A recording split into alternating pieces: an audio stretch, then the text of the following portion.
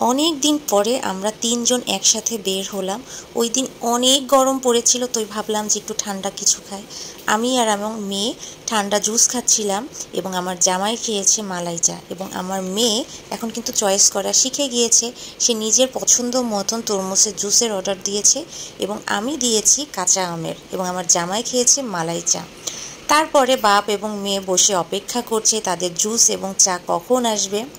চলে আসার পরে আমার মেয়ে তরমুজের জুস খেয়ে বলে ঠান্ডা। বলেছিলাম যে বরফ ছাড়া দিতে, কিন্তু সে মনে হয় ভুল করে বরফ দিয়ে দিয়েছিল। এরপরে আমরা মার্কেটের ভেতরে চলে যাচ্ছি টুকটাক কেনাকাটা করার জন্য। তেমন খুবই গুরুত্বপূর্ণ কিছু না, কিন্তু কেনাকাটা করার আগে আমি আমার জামাইকে বলছিলাম চলো আগে মার্কেটটা ঘুরে দেখি যে কোথায় কি আছে। আমরা তিনজনই হাঁটাহাঁটি করে ঘুরছিলাম জাস্ট টাইম পাস করার জন্য। মার্কেটটা সম্পূর্ণ ঘুরে অধিকাংশ দোকানই ওই দিন বন্ধ ছিল। যাই হোক, তারপরে আমরা টুকটাক কেনাকাটা শুরু করলাম। আমাদেরই বিল্ডিংয়ে এক আপুর বেবি হয়েছে। বেবি হওয়ার পরে আমাদের মিষ্টি দিয়ে গিয়েছিল, কিন্তু খালি হাতে তো আমি দেখতে যাব না।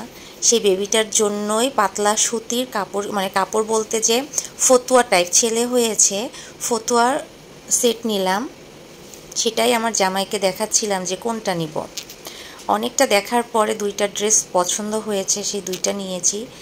এত গরম পড়েছিল ওই দিন, মনে হচ্ছিল যে বাসায় চলে যায়। এদিকে আমার মেয়ে তার আর একটা বন্ধুকে পেয়ে লুকোচুরি খেলছে।